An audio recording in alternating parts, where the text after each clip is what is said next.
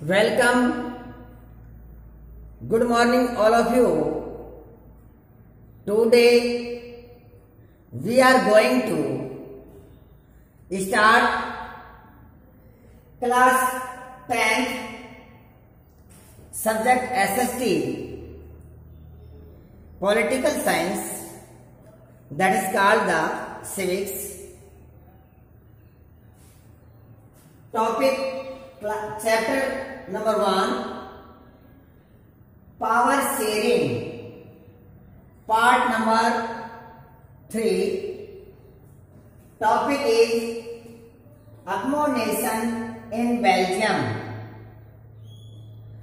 Today we discuss accommodation in Belgium. हम SST में class 10th का चैप्टर नंबर 1 पढ़ रहे थे, power sharing. We have learn in the previous 2 videos the ethnic composition of the Belgium and the Sri Lanka and majoritarianism of the Sri Lanka का majoritarianism भी हम मेजोरिटिज्म भी हम पढ़ चुके हैं. आज हम देखेंगे कि एकोमोडेशन इन द बेल्जियम, कि बेल्जियम की क्या समझदारी है. जिस प्रकार से श्रीलंका जो एक कंट्री है, क्योंकि इस पावर शेयरिंग चैप्टर में हम 2 कंट्री के केस पढ़ रहे हैं, श्रीलंका और बेल्जियम. तो बेल्जियम ने अपना किस प्रकार से एक समझदारी का काम किया, और जबकि जो श्रीलंका था, श्रीलंका ने किस प्रकार से वहां पर सिविल वार के रूप में एक कन्वर्ट हो गए कंट्री जिसमें पावर शेयरिंग को नहीं किया. There is the many diversity language and the religions. Some peoples are living in the majority population and some people are living in the minority. तो इससे आज हम इस बेल्जियम की देखेंगे कि बेल्जियम ने क्या समझदारी की, किस प्रकार से वहां पर पावर शेयरिंग में इसने एक पॉजिटिव थिंग किया. The Belgium leaders took a different path by recognise the existence of regional difference, culture, diversity of the country. You have learn in the previous video, आप पहले वीडियो में पढ़ चुके हो कि जो बेल्जियम जो एक कंट्री है उसमें भी एक डाइवर्सिटी है, क्योंकि बेल्जियम जो कंट्री था मोस्टली 2 पार्ट्स में डिवाइड था, एक फ्लेमिश और एक वैलोन, जिसके अंदर डच और हमारे एक तो डच और दूसरे फ्रेंच स्पीकिंग थे भी बोलने वाले थे, जिसमें डाइवर्सिटी थी. उसके साथ साथ उसकी कल्चर में भी उसकी डिफरेंस था, और रीजनल जो क्षेत्र था, एक नॉर्थ और एक साइड साउथ में जो बने हुए थे उसमें डिफरेंस था. तो बेल्जियम के लीडर ने एक अलग पाथ माने रास्ता अपनाया, different path by the recognise of the existence of the regional difference, culture, diversity of the country. तो ऐसे लगता है कि बेल्जियम के जो लीडर्स थे वे मैच्योर थे, इसलिए उसने श्रीलंका से अलग हटकर अपना एक रास्ता अपनाया. क्या रास्ता अपनाया? डिफरेंट, कि उनकी जो कल्चर थी, जो डाइवर्सिटी थी, उसको इक्वल करना. जैसे between the 1970 and 1993 the constitution of the Belgium was amendment of the 4 times. देखिए 1970 से लेकर और 1970 से लेकर और 1993 तक बेल्जियम की जो गवर्नमेंट है, बेल्जियम के जो लीडर्स थे, जो मैच्योर थे, उसने अपने कॉन्स्टिट्यूशन में 4 बार अमेंडमेंट किया. कितनी बार? Amendment 4 times. Belgium was amendment their constitution as the 4 times. क्यों किया उसने अमेंडमेंट? इसलिए क्या कि उस जो फ्लेमिश और वेलेना जो रीजन बने हुए थे, जो फ्रेंच और डच, जो 59% और 40% और जो 1% जो जर्मन रहते थे, उनको सबको एक इक्वल करना था. इक्वल करने के लिए कि कहीं इनमें आपस में एक दूसरे में की डाइवर्सिटी नहीं हो, द्वेष की भावना नहीं फैले। तो बड़ा समझदारी से उसने काम किया, एक अमेंडेशन से काम किया, और इसलिए उसने अपने कॉन्स्टिट्यूशन में 4 टाइम्स अमेंडमेंट किया। और 4 टाइम्स अमेंडमेंट्स करने के बाद उनको लगा कि हाँ बिल्कुल अब क्लियर है, अब यहाँ पर किसी प्रकार का डाइवर्सिटी नहीं होगी। तो कौन कौन से क्या अमेंडमेंट के देखिए, सब elements of the Belgium model. अब यहाँ पर कुछ बेल्जियम जो कंट्री है उसके कुछ एलिमेंट्स हैं कि कौन कौन से एलिमेंट्स हैं जिसके माध्यम से बेल्जियम ने अपने एक कंट्री को एक अच्छा बनाया, वहां डाइवर्सिटी को कम किया। तो इस प्रकार का क्वेश्चन आपका एनसीईआरटी के जो एग्जाम उसने पूछा था, what is the step taken by the Belgium for the differences of the diversity, कि बेल्जियम के द्वारा ऐसे कौन कौन से कदम उठाए गए थे जिसमें वहां की एकता बनी या वहां पर पावर शेयरिंग हुई। तो ये इंपॉर्टेंट है, इसमें ये बहुत इंपॉर्टेंट है, some elements of the Belgium model. तो अब देखते हैं कि बेल्जियम के द्वारा कौन कौन से वे आपके स्टेप्स तो राइजिंग किए। नंबर 1, तो there are the 4 step rising by the Belgiums. तो बेल्जियम के द्वारा यहाँ पर 4 टाइप्स, 4 जो स्टेप्स है, 4 ऐसे जो कदम है इंपॉर्टेंट जो उठाए गए जिससे वहां की जो डाइवर्सिटीज थी वे इक्वल बनी और सबको इक्वलिटी का राइट मिला और सब एक रेस्पेक्टफुल और अच्छे से पीसफुल एरिया से रहने लगे, जिसे अदर कंट्री ने भी उसको लाइक किया, बहुत अच्छा मॉडल किया। जैसे number 1, the constitution prescribes that the number of Dutch and French speaking ministers shall be equal in the central government, equal in the central government। जब अपने कॉन्स्टिट्यूशन में बेल्जियम के पीपल ने अमेंडमेंट किया तो फर्स्ट अमेंडमेंट क्या था, उसके अंदर क्या उसने एलिमेंट्स उठाया कि जो सेंट्रल गवर्नमेंट होगी, जो हमारी केंद्र सरकार होगी, सेंट्रल गवर्नमेंट होगी, उसमें फ्रेंच और डच स्पीकिंग लोग के जो मिनिस्टर हैं वे इक्वल होंगे, समान होंगे। किसके? डच और French speaking minister equal in the central government. For example, जैसे सेंट्रल गवर्नमेंट में 100 मिनिस्टर होंगे, अगर सेंट्रल गवर्नमेंट में 100 मिनिस्टर होंगे तो 50 मिनिस्टर होंगे डच स्पीकिंग और 50 जो होंगे आपके फ्रेंच स्पीकिंग, तो इक्वल हो गए, दोनों बराबर हो गए, तो आपस में दोनों में कोई डिस्प्यूट नहीं होगा, तो दोनों पीसफुल्ली वर्क करेंगे।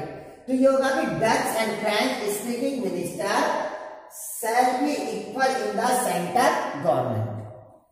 तो ये सबसे बहुत अच्छा कदम उठाया कि सेंट्रल गवर्नमेंट के अंदर उनके डच स्पीकिंग और फ्रेंच स्पीकिंग थे, उनके जो मिनिस्टर होंगे समान होंगे, उसका समान रिप्रेजेंटेटिव होगा, प्रतिनिधित्व होगा।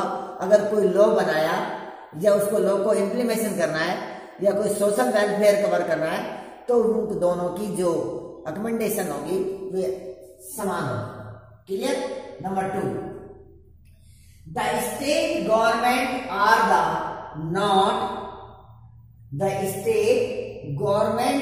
not subordinate to the central government, more powers of the central government have been given to the state government of 2 regions of the country। क्योंकि उसमें 2 रीजन बने थे, फ्लेमिश और उसमें वेलेंस बने थे, नॉर्थ में फ्लेमिश और साउथ में वेलेंस। तो क्या कहते हैं, state government are the not subordinate. First में बना था सेंट्रल गवर्नमेंट, पहले उसने बनाया सेंट्रल गवर्नमेंट, सेकंड से बनाया स्टेट गवर्नमेंट केंद्र सरकार और दूसरी स्टेट गवर्नमेंट राज्य सरकार। कैसे? The state government are not subordinate to the central government। जो स्टेट गवर्नमेंट्स बनेगी वे सेंटर गवर्नमेंट के अधीन नहीं होगी। It means the state government is freedom for the centre government. State government अपने आप में स्वतंत्र होगी। वे स्टेट जो गवर्नमेंट है, स्टेट गवर्नमेंट अपने आप में स्वतंत्र होगी। वे सेंट्रल गवर्नमेंट के अधीन नहीं होगी। ये बताया, the state government are not subordinate to the central government. उसके अधीन नहीं होगी, स्वतंत्र होगी। उसको कोई भी लॉ का इम्प्लीमेशन करना है या मेकिंग करना है तो वे स्वतंत्र है अपने आप। उसको ये नहीं है कि उसको सेंट्रल गवर्नमेंट से परमिशन लेनी होगी तभी कोई लॉ बनाना है उसको, या उसको इम्प्लीमेशन करना है, या कोई पॉलिसीज बनानी है, तो ऐसा नहीं होगा। सेंटर गवर्नमेंट की अधीन नहीं होगी। क्या होगा? More powers of the central government have been given to the state government of 2 regions of the country. Central government के पास पावर्स तो होगी, अधिक पावर तो होगी, लेकिन स्टेट गवर्नमेंट को वह किसी प्रकार से डिस्टर्ब नहीं करेगा। और जो 2 रीजन्स बने हुए हैं जैसे फ्लेमिश और वेलन जो क्षेत्र है जिसमें इस फ्रेंच स्पीकिंग और जिसमें डच स्पीकिंग और जो फ्रेंच स्पीकिंग है उसमें किसी प्रकार का डिस्प्यूट्स नहीं होगा। वे दोनों क्षेत्रों में अलग अलग स्टेट गवर्नमेंट्स बनेंगे। Number 3, Brussels has a separate government in which both the Dutch and French speaking people have equal representation।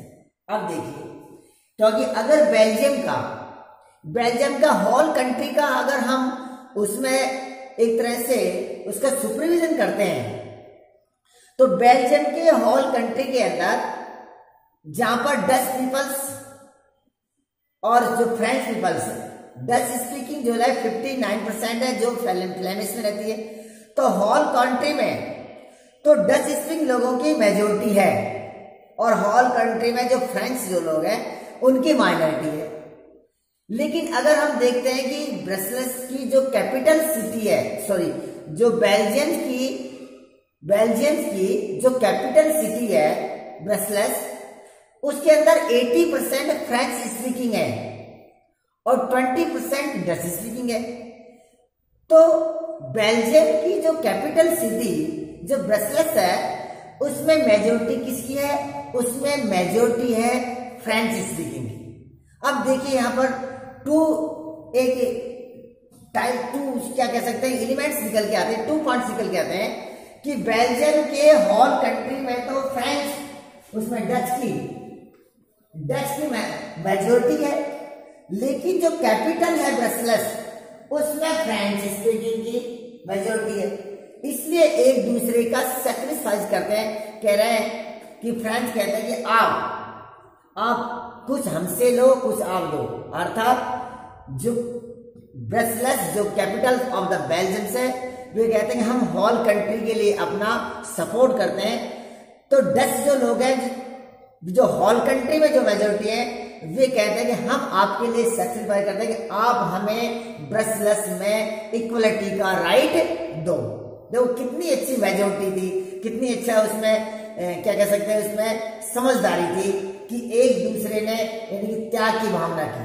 ऐसा नहीं है कि श्रीलंका की तरफ स्ट्रेस हो रहा था कि श्रीलंका के सिनाला कहता है कि हाँ हम ही ताकतवर है, हमारी सरकार बनेगी, हम ही रहेंगे, ऐसा नहीं था।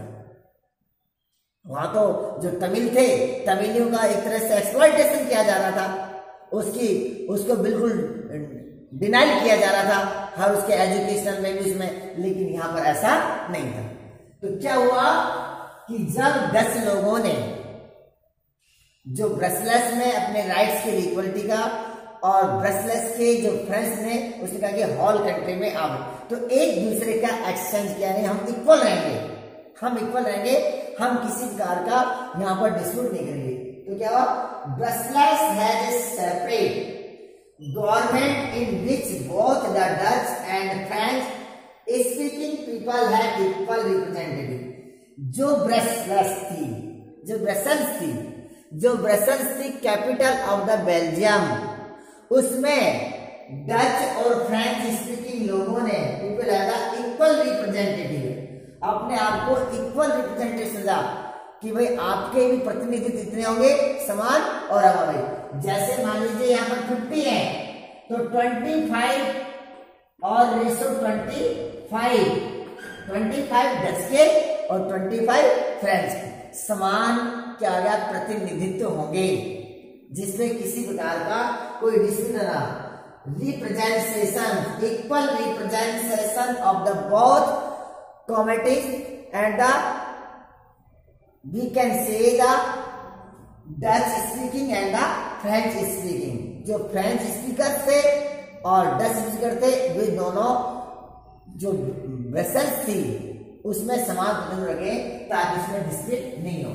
क्योंकि अब ऐसे लगता है कि ये जो लोग थे ब्रसेल्स के बड़े ही समझदार थे, मैच्योर थे, जिसने अपने देश के डिवाइडेशन को इसने बचा लिया। अगर इस प्रकार से श्रीलंका की तरह इसके करते तो निश्चित रूप से यहाँ डिस्प्यूट होता और यहाँ पे अगर सिविल वार होने लगा तो मैनी पीपल्स या thousands people of the killing और force by the living of their country, इनको भी छोड़ना पड़ता, अपने देश को छोड़ना पड़ता, बहुत से लोग मारे जाते।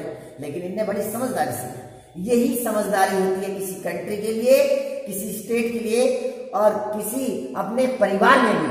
हमारे परिवार जो फैमिली है उसमें भी हमको एक समझदारी अकोमोडेशन से कार्य करना चाहिए ताकि जो हमारे जो ज्वाइंट फैमिली है वे नहीं टूटनी चाहिए। इसलिए आज जब परिवार में कुछ डिस्प्यूट हो जाता है तो इसलिए सिंगल फैमिली बन जाती है। अगर हम समझदारी से वर्क करें, सबको समान रेस्पेक्ट मिले तो पर फैमिली भी हमारी ज्वाइंट फैमिली बनेगी। Next, for there is a third kind of government. जैसे community government, it is elected by people belong to one language community, Dutch, French and German speaking no matter where they live. The government has the powers regarding culture, educational and language related issues. Third type की और government बनी।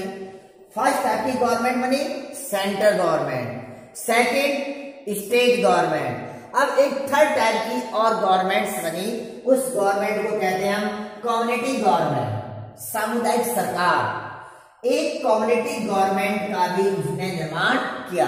क्यों किया community government का?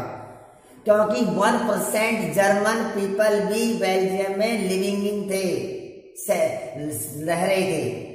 आपने पढ़ा जिस map में कि जो 59 जो लोग थे वे डच थे और 40% आपके फ्रेंच स्पीकिंग थे और 1% जर्मन थे। तो जर्मन लोग ये नहीं समझे कि हमारे साथ में अनइक्वलिटी किया जाए, इसलिए उनको भी समान रिप्रेजेंटेटिव मिलना चाहिए ताकि वे भी उस कंट्री के एक सदस्य हैं, एक सिटीजन्स हैं। तो इसको ध्यान में रखते हुए कम्युनिटी गवर्नमेंट का निर्माण किया। Community government is the third types of the government in the Belgium country. जैसे हमारे इंडिया में जो थर्ड टाइप्स की गवर्नमेंट है वे सेल्फ लोकल गवर्नमेंट है। जैसे हमारे कंट्री में जो there are the three types of the government. First is the central government, that is called the India government. जैसे प्रथम जो सेंट्रल गवर्नमेंट है जिसको हम केंद्र सरकार या गवर्नमेंट ऑफ इंडिया भारत सरकार कहते हैं। सेकंड जैसे हमारी स्टेट गवर्नमेंट, अलग अलग स्टेट में अलग अलग गवर्नमेंट है। जैसे राजस्थान में राजस्थान गवर्नमेंट है, आंध्र प्रदेश में Andhra Pradesh government, Tamil Nadu government, Haryana government, JNK government, अलग अलग स्टेट में अलग अलग गवर्नमेंट। और third government self local government जो स्थानीय शासन, जैसे हमारी पंचायत राज होती है राजस्थान में। पंचायत राज में जैसे डिस्ट्रिक्ट लेवल पर जिला प्रमुख है, ब्लॉकों पर जैसे आपका म्यूनिसिपल कॉर्पोरेशन से मेयर्स होता है, नगर निगम में होता है, और विलेज में जैसे सरपंच होता है। ये थर्ड टाइप्स की गवर्नमेंट्स है, सेल्फ लोकल गवर्नमेंट। इसी प्रकार से बेल्जियम के अंदर एक थर्ड टाइप्स की गवर्नमेंट्स बनी, that is called the community government. उस कम्युनिटी गवर्नमेंट में क्या बताया कि अलग अलग जो कम्युनिटी के जो लोग रहते हैं, जैसे थ्री टाइप्स के थे, डच, फ्रेंच और जर्मन, जो भी जिस कम्युनिटी के लोग उस बेल्जियम कंट्री में जहां भी वे रह रहे हैं, वे अपने लैंग्वेज के आधार पर, अपने कम्युनिटी के आधार पर अपनी सबकी कम्युनिटी गवर्नमेंट बना सकते हैं, ताकि उनको क्या बेनिफिट होगा, वे अपनी कल्चर,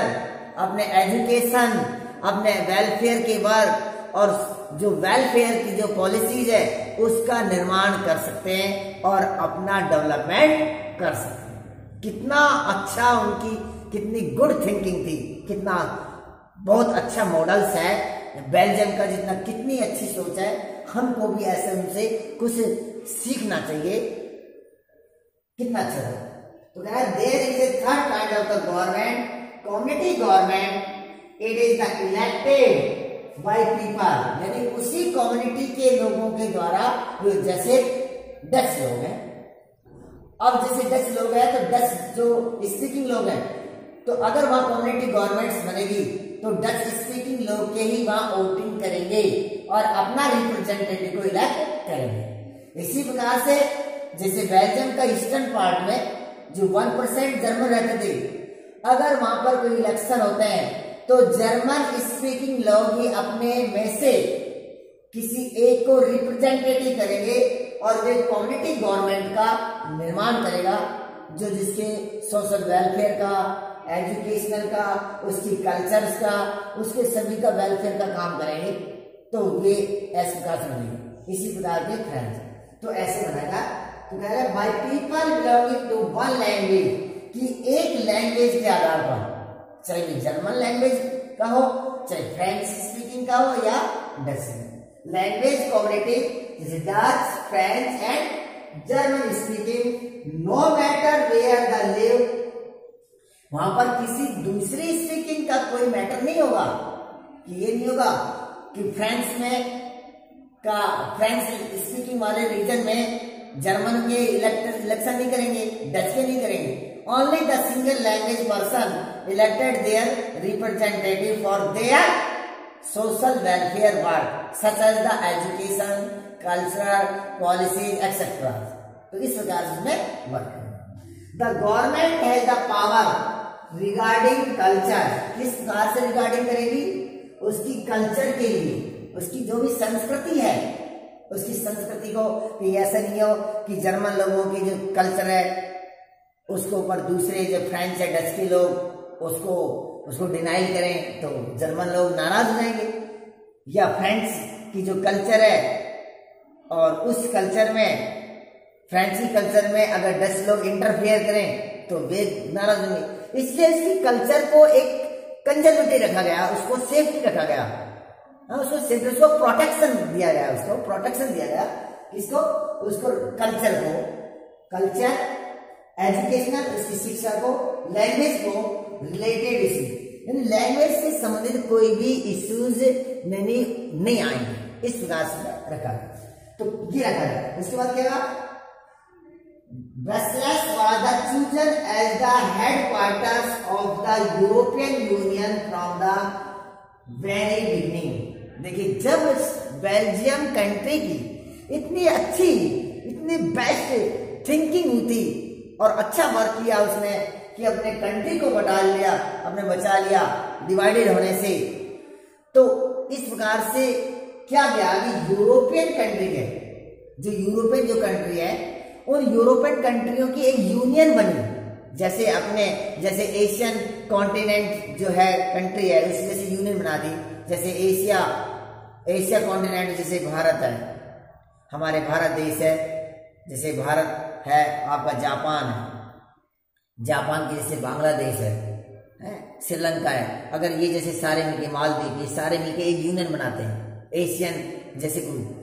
तो इसी प्रकार से जैसे यूरोपियन जो कंट्री, जैसे जर्मनी है, फ्रांस है, आपका बेल्जियम है ना, यूरोपियन कंट्री, इनकी जो यूनियन बनाई किसके लिए, कि जैसे हम एक दूसरे से ट्रेड करेंगे, ट्रेड से हमारी क्या है, इकोनॉमिक कंडीशन डेवलपमेंट होगी, एक दूसरे का हमारे रिलेशनशिप जो है, हमारे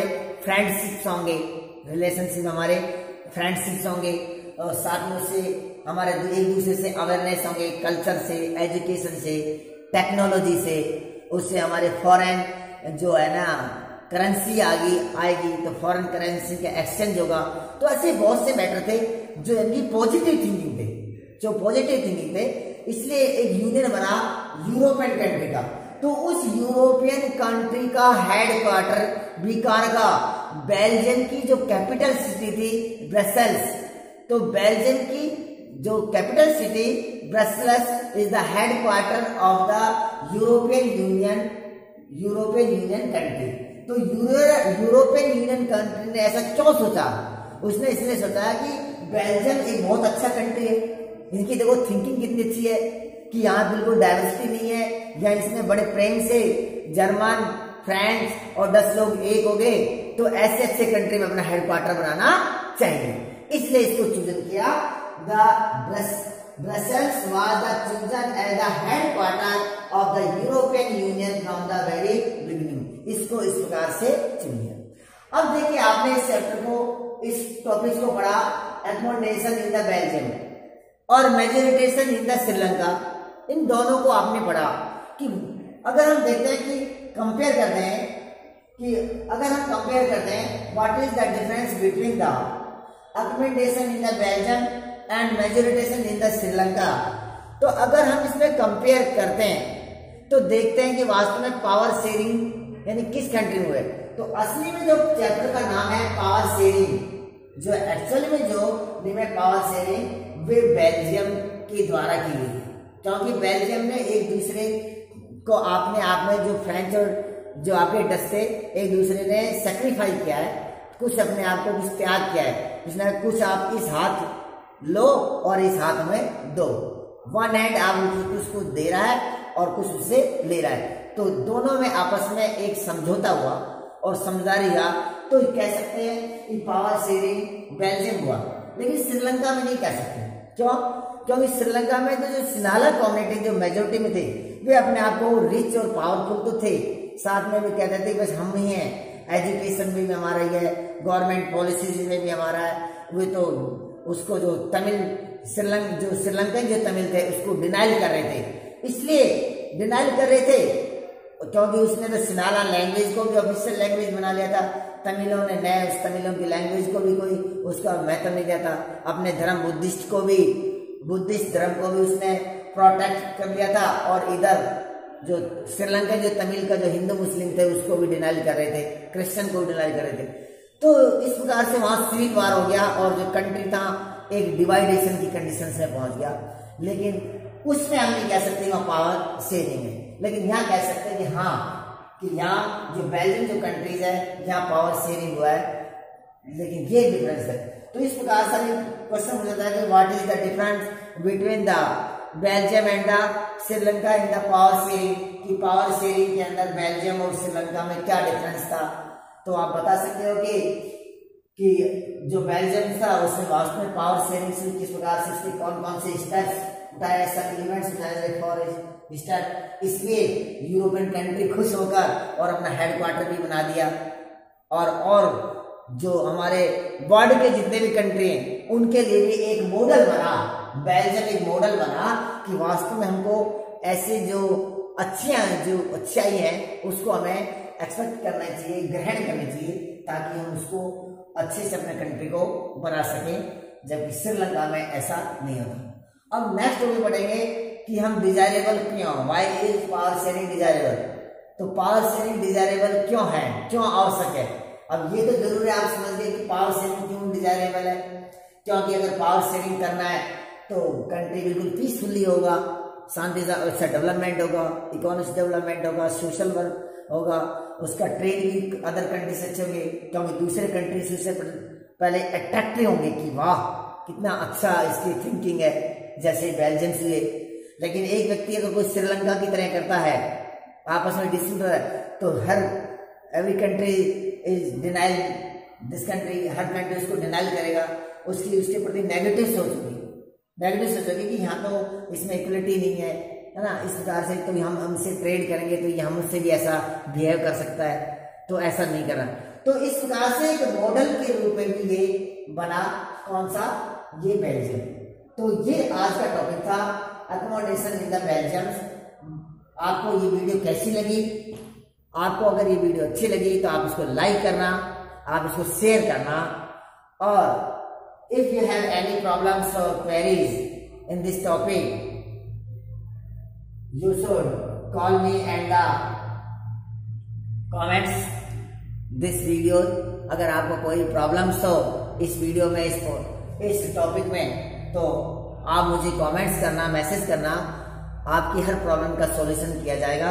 और ये प्राकृतिक आपदा का समय है, अपने आप को सुरक्षित रखते हुए, सोशल डिस्टेंस बनाते हुए और अच्छी से तैयारी करना, मेहनत करना, और एंडिंग में स्कूल सतीश कुमार के चैनल को सब्सक्राइब करना।